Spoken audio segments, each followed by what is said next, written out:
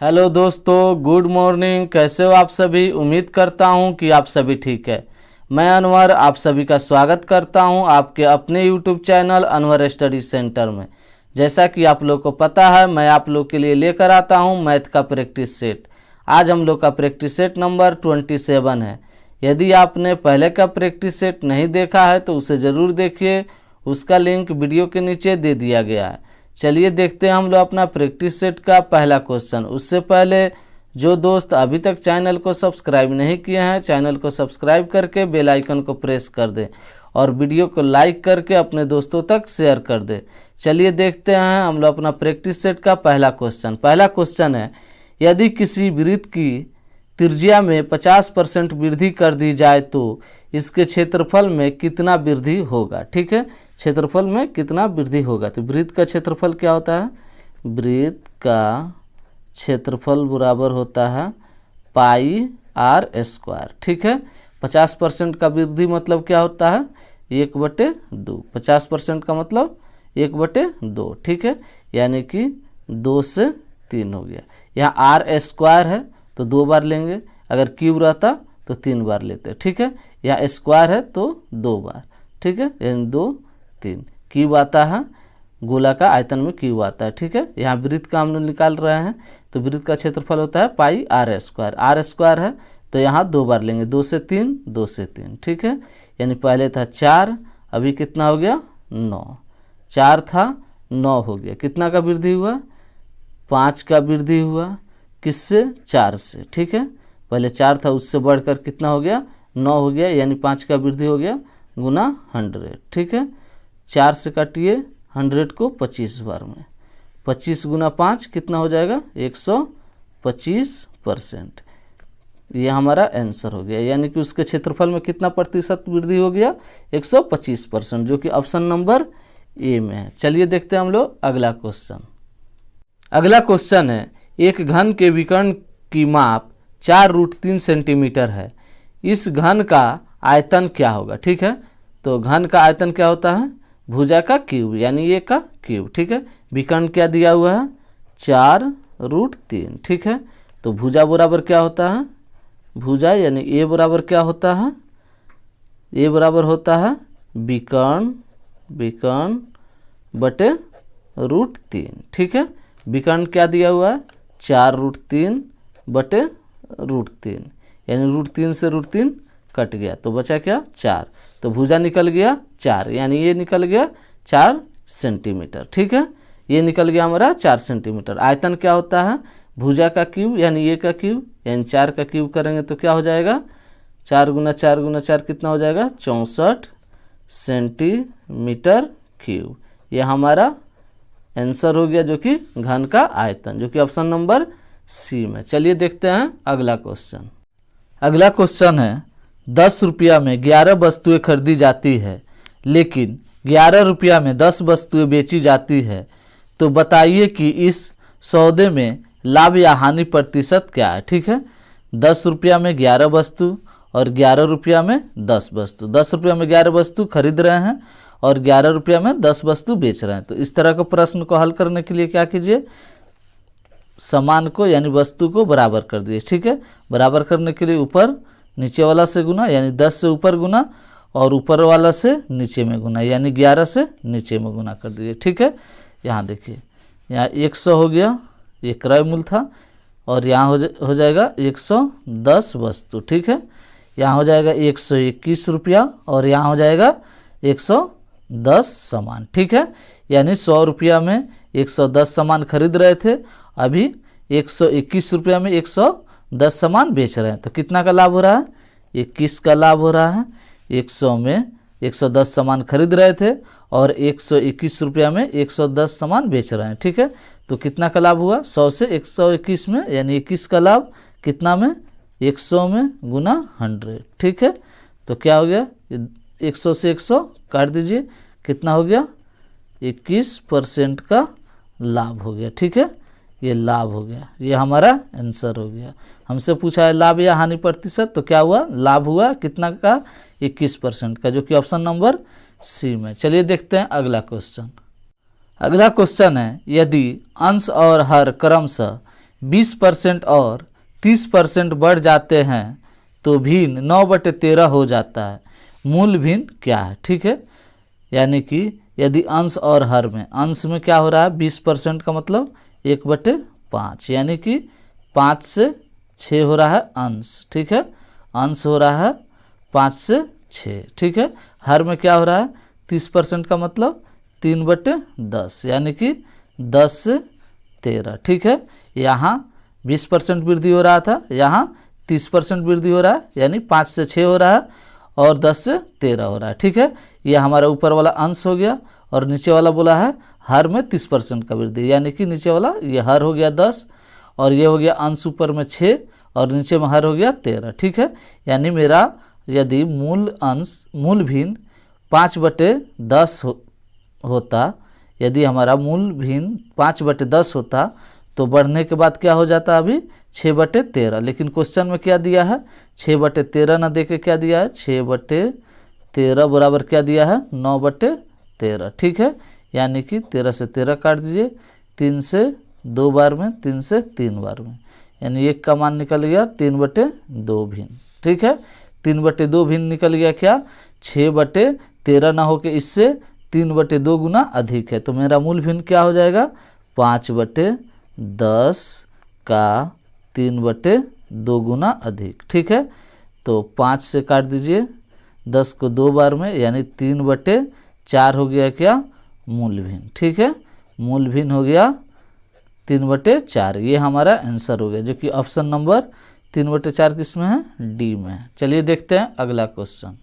अगला क्वेश्चन है यदि 4 का पावर 2x बराबर 256 तो x बराबर क्या होगा। ठीक है, यानी दिया है 4 का पावर 2x बराबर 256। ठीक है, तो 256 को 4 के टर्म में तोड़ लीजिए। ठीक है, तो 4 से भाग देंगे इसको, 4 छक 24, 4 चौका 16। ठीक है, फिर 4 से देंगे 16, फिर 4 से देंगे 4। ठीक है, यानी इधर हो गया 4 का पावर 2x बराबर इधर क्या हो जाएगा 4 का पावर 1 2 3 4। ठीक है, 4 का पावर 4 हो जाएगा। ठीक है, तो जब आधार समान हो, ठीक है, आधार जब बराबर हो तो उसका पावर भी बराबर हो जाता है, यानी उसका घात भी बराबर हो जाता है। ठीक है, यानी 2x बराबर 4 हो गया। ठीक है, इसका आधार समान है तो इसका घात भी आपस में बराबर हो जाएगा। ठीक है, 2x बराबर 4 हो गया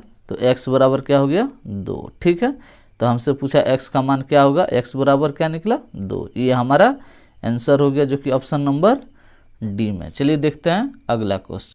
अगला क्वेश्चन है दो संख्याओं का मसा 8 है, निम्नलिखित में से कौन सी संख्या कभी भी उनका लसा नहीं हो सकती है। ठीक है, दो संख्या है और उनका मसा है HCF हमको दिया है 8। ठीक है, और बोल रहा है कि इन सभी में से, ये ऑप्शन जो दिया है इन सभी में से उनका एलसीएम कौन नहीं हो सकता है। ठीक है, तो एलसीएम होने के लिए मसा से उसमें पूरी तरह से भाग लग जाना चाहिए। ठीक है, तो 24 में 8 से भाग लग रहा है, यानी कि मसा से भाग लग रहा है, तो ये एलसीएम हो सकता है। ठीक है, 48 में भी 8 से भाग लग रहा है, ये भी लसा हो सकता है।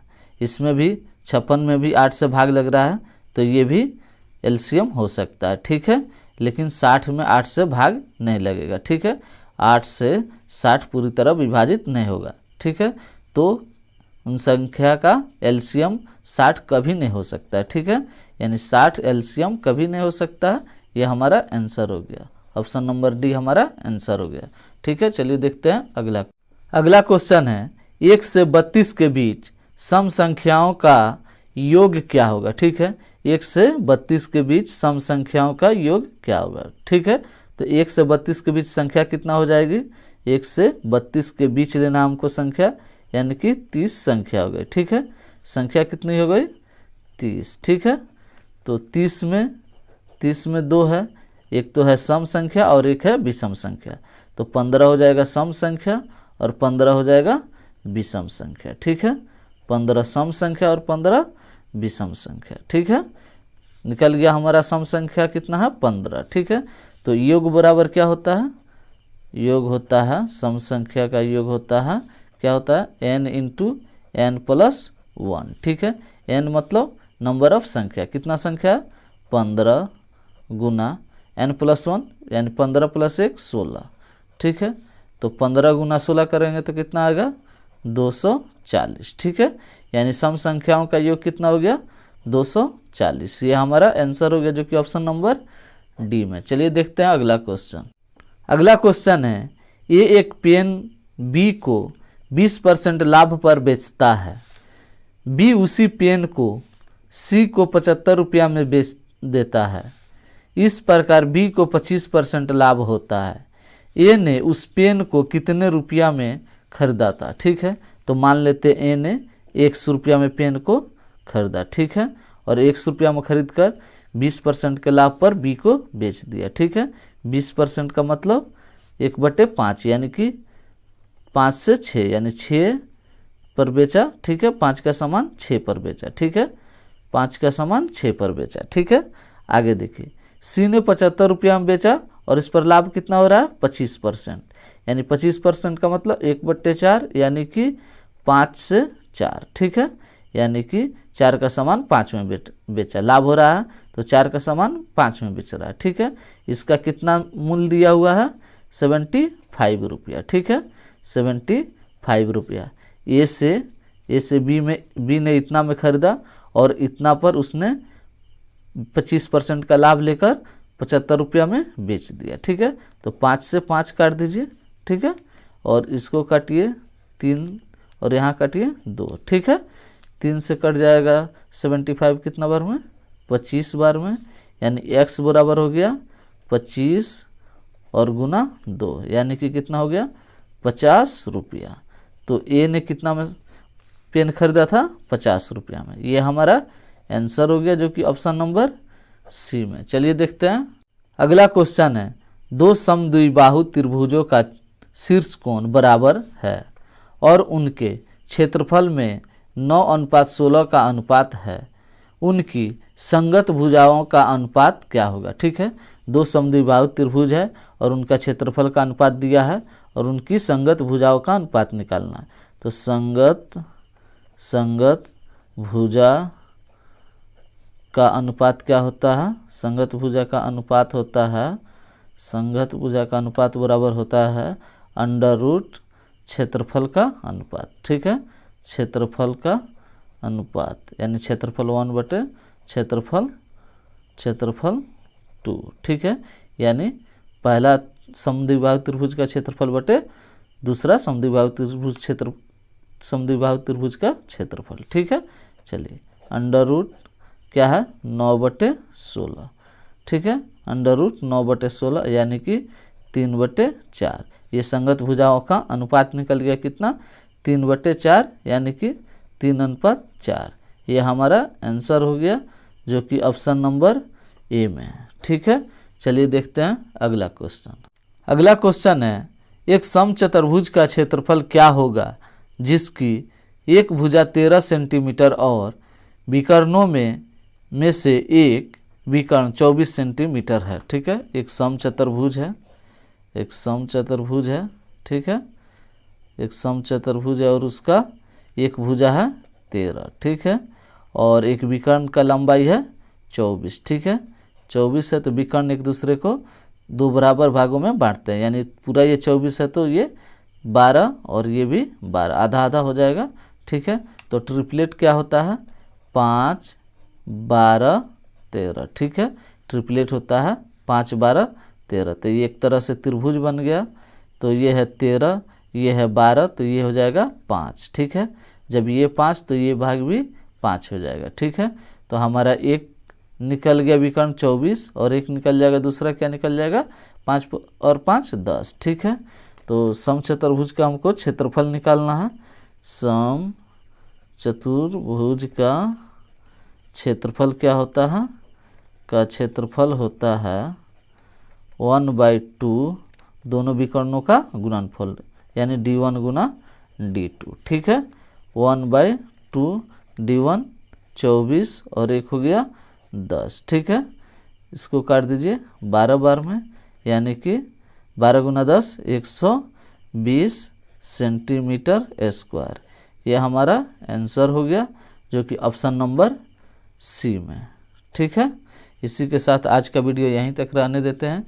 वीडियो कैसी लगी कमेंट करके ज़रूर बताएं, और जो दोस्त अभी तक चैनल को सब्सक्राइब नहीं किए हैं, चैनल को सब्सक्राइब करके बेल आइकन को प्रेस कर दें। Thank you.